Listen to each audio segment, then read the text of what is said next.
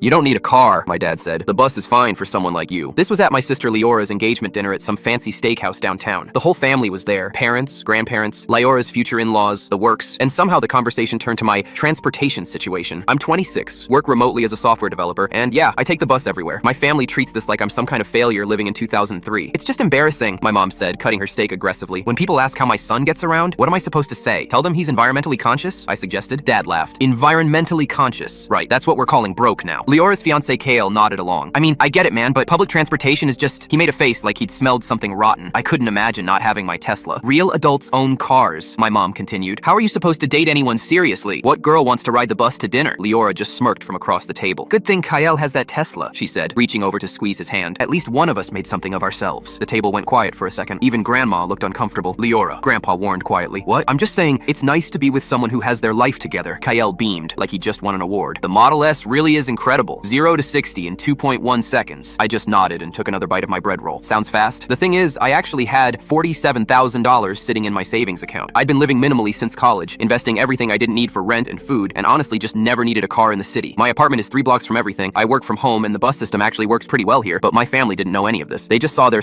brother who took public transportation and assumed I was barely scraping by. Maybe we should help him out, Kyle suggested, like I wasn't sitting right there. I know a guy who sells decent used cars. Nothing fancy, but reliable. That's sweet of you, Mom said, though I don't think he could afford the insurance anyway. I excused myself to the bathroom just to avoid saying something I'd regret. 3 weeks later, my phone rang at 11 p.m. Leora was calling, which was weird because we barely talked outside family events. Hey, what's up? She was crying, like really crying. Kale's been lying about everything, she sobbed. The Tesla isn't his, it's leased through his dad's company. He's in massive debt, like $80,000 on credit cards, and he just told me the wedding venue wants $15,000 up front by Friday or they're canceling everything. I sat up in bed. What do you mean canceling? They said Kale's card was declined for the deposit twice. The wedding is in 6 weeks and we're about to lose everything. The venue, the catering, all of it. Have you told Mom and Dad? Not yet. I'm so embarrassed. Everyone thinks he's this successful guy and he's been lying this whole time. I don't know what to do. What do you need, Leora? Could you maybe help? Just a loan? I know you probably don't have much, but even a few thousand would buy us time to figure something out. The next day, Leora called an emergency family meeting. She'd told everyone about KL's financial lies and the wedding crisis. He wasn't invited to this particular conversation. We all gathered in my parents' living room. Leora had been crying again. Her eyes were red and puffy. We'll figure something out, Dad was saying, pacing behind the couch. Maybe we can all chip in a few hundred each. I've got about $1,200 in my emergency fund, Mom offered. I could probably do $800, Grandpa added. They were all doing math out loud, trying to figure out how to scrape together $15,000 between 6 people. I pulled out my checkbook and wrote $15,000 right there on the coffee table. The room went completely silent, like dead silent. Mom stared at the check.